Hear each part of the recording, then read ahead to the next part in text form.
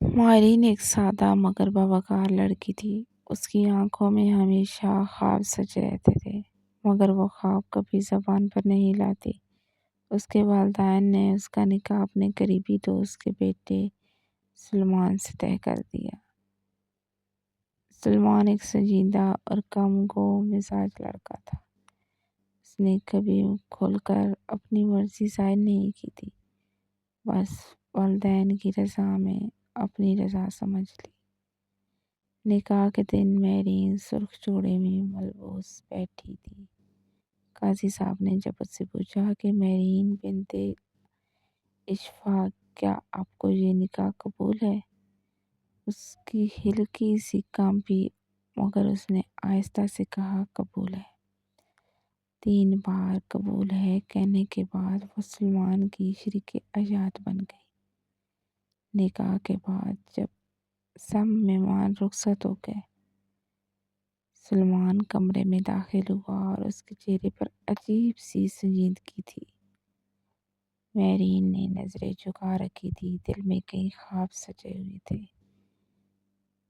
مگر سلمان کی پہلی بات نے اس کے خواب توڑ دیے۔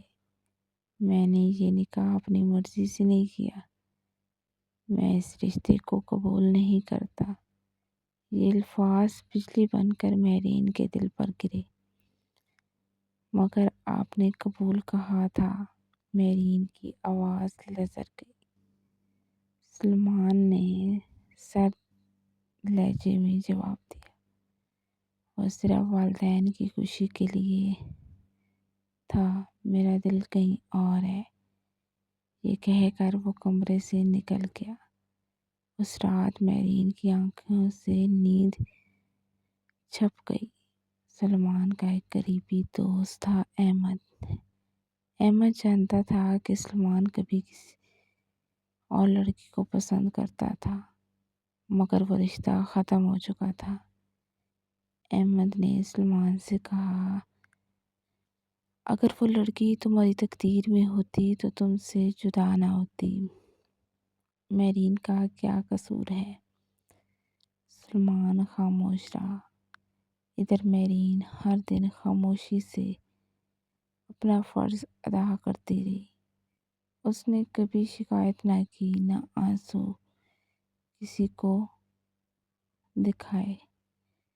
وہ صرف ایک سوال سوچتی تھی کہ کیا میں واقعی اتنی بے وقت ہوں؟ ایک دن احمد مائرین سے ملا۔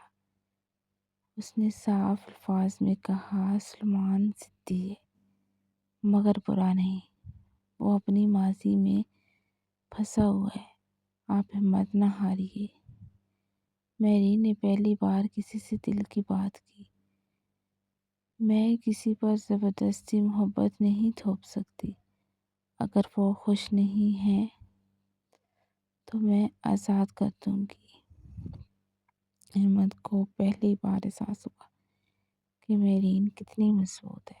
اس نے سلمان کو سمجھایا، تم ایک سچی لڑکی کو کھو رہے ہو، وہ تم سے کچھ نہیں مانگتی، بس عزت چاہتی ہے۔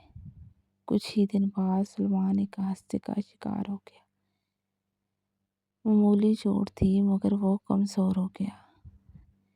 مائرین نے دن رات اس کی تیمارداری کی، دوائیں کھانا، ہر چیز کا خیال رکھا۔ ایک رات سلمان نے آنکھ کھولی تو دیکھا مائرین کرسی پر بیٹھی سو گئی تھی، ہاتھ میں تسبیح اور آنکھوں میں آنسو۔ وہ پہلی بار پگھلا، یہ لڑکی کیوں میرا ساتھ دے رہی ہے؟ میں نے تو اسے کبھی اپنایا ہی نہیں۔